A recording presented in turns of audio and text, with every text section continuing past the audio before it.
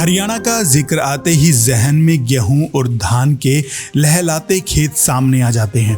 लेकिन अब हरियाणा प्रदेश का अन्नदाता बदल चुका है। अंबाला के एक किसान ने पारंपरिक खेती का रास्ता छोड़कर कुछ ऐसा कर दिखाया जिसने सिर्फ उनकी आमदनी ही नहीं बढ़ाई बल्कि दूसरों के लिए भी एक मिसाल पैदा की। तो आइए इस वीडियो में देखते हैं अंबाला से हमारे संवाददाता संदीप कुमार की ये खास रिपोर्ट। अब हरियाणा के खेतों की तस्वीर बदल रही है। ये नजारा है अंबाला जिले के गांव कोतावली का, जहां की फिजाओं में अब गेहूं धान की नहीं बल्कि गुलाब और गेंदे की खुशबू महकती है। यहाँ के प्रगतिशील किसान राजीव कुमार ने साबित कर दिखाया कि अगर सही तकनीक का साथ मिले तो मिट्टी से सोना उगाया जा सकता है। बता दें कि महज 4 साल पहले तक राजीव भी गेहूं, धान और गन्ने की पारंपरिक खेती करते थे। लागत बढ़ रही थी और मुनाफा घटता जा रहा था, लेकिन फिर उन्होंने उद्यान विभाग के नेट हाउस प्रोजेक्ट को अपनाया। सरकार की तरफ से 20 लाख के प्रोजेक्ट पर मिली 85% सब्सिडी ने उन्हें जो हौसला दिया, उसका आज क्या फायदा हुआ है इसका उदाहरण आप वीडियो में साफ देख सकते हैं। राजीव आज 1 एकड़ जमीन पर गुलाब और गेंदे की अत्याधुनिक खेती कर रहे हैं और मुनाफा भी लाखों में कमा रहे हैं। राजीव की सफलता का राज है नई तकनीक। वे रसायनों की जगह केचुए और गोबर की खाद का इस्तेमाल करते हैं। सिंचाई के लिए ड्रिप तकनीक का इस्तेमाल करते हैं और गर्मी से बचाव के लिए फवारा सिस्टम लगाते हैं। मुनाफे के आंकड़े भी चौंकाने वाले हैं। गेंदे की खेती से वे साल भर में लगभग 3 लाख रुपए और गुलाब से लगभग 4.5 लाख रुपए तक की शुद्ध बचत कर लेते हैं। आज उनके खेतों के ये फूल साहा, बाबेन, मुलाना, अंबाला, शाहबाद और यमुनानगर तक की मंडियों में अपनी महक बिखेर रहे हैं। तो आइए बातचीत करते हैं इस प्रगतिशील किसान राजीव कुमार व जिला उद्यान अधिकारी सत्यनारायण से।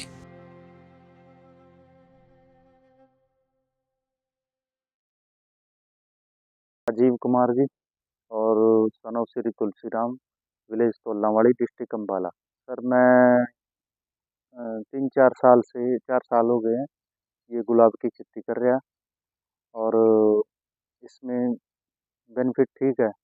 जो रोज़मर्रा के खर्चे हैं जो वो काफ़ी अच्छे निकल जाते हैं। सर ये सबसे पहले मेरे को 20,000 प्लांट लगाए थे जी मैंने 1 एकड़ में। उसके बाद पानी की इसमें ड्रिप सिस्टम से सिंचाई होती है, और ये ऊपर ये फुहारे लग रहे हैं। इनसे ज़्यादा गर्मी होती है तब ये टेम्परेचर को मेंटेन करने के लिए तब यूज़ करते हैं इनको। और इसमें जो भी हम ग्रोथ प्रमोटर डालते हैं, फंगिसाइड डालते हैं, वो ड्रिप से ही चल जाते हैं। इसमें पानी की बहुत बचत है जी। देखो सर ये खेती में ना ये एक साइड बिजनेस भी है हमारे लिए। जैसे हम खेती में रोज़मर्रा के खर्चे कर रहे हैं, वो इसमें से हम रोज़मर्रा के खर्चे अच्छे से निकाल सकते हैं और काफ़ी अच्छा मुनाफा कमा सकते हैं। साल में तो ये गुलाब तो चलता ही रहा है साल के साल, लेकिन जैसे ब्याह शादी का सीजन है, थोड़ा अच्छा बेनिफिट मिल जाता है और गर्मी में खर्चा पानी निकल जाता है, लेबर का भी और अपना भी। हाँ मेरे लिए तो ठीक है जी बिजनेस ये। जैसे ये सर 20,000 प्लांट लग रहे हैं ना, तो इसमें से 200 या 250 प्लांट एक दिन छोड़ के, या कई बार गर्मी में रोज भी मिल जाते हैं। गर्मी में ये ज़्यादा खिलता है और सर्दी में ये कम खिलता है, तो सर्दी में इस बात का बेनिफिट मिल जाता है। फूलों की खेती पे सरकार की तरफ से जैसे लूज फ्लावर गेंदा बोलते हैं, मैरीगोल्ड गेंदे की अगर कोई खेती करता है तो किसान उसके ऊपर 4600 रुपये प्रति एकड़ के हिसाब से सरकार की तरफ से अनुदान सहायता दी जा रही है। और इसका जो मंडीकरण भी है यहाँ पे हमारा एक कुरुक्षेत्र जिले में बीड़ सुजरा गाँव में, वहाँ पे 300-400 एकड़ में गेंदे की खेती करते हैं। और वहीं पे सरकार की तरफ से गेंदे की स्पेशली एक मंडी भी बनाई जा रही है। वहाँ पे किसान अपने जो पैदावार को गेंदे की वहाँ पे सेल कर सकते हैं। और नेट हाउस में भी लोग गुलाब की खेती, लिलियम की खेती ये करते हैं, तो काफ़ी फायदा किसान उठा रहे हैं। इसमें सरकार चाहती है कि भी परंपरागत खेती को छोड़ के ना बागवानी में फूलों की खेती करें, जो एक किसान के लिए काफ़ी फायदेमंद है। बिल्कुल ट्रेनिंग दी जाती है बागवानी की, कोई भी फसल उगाने के लिए तकनीक की जानकारी लेने के लिए विभाग का एक ट्रेनिंग सेंटर है स्टेट का, उचाणी में हॉर्टिकल्चर ट्रेनिंग इंस्टीट्यूट।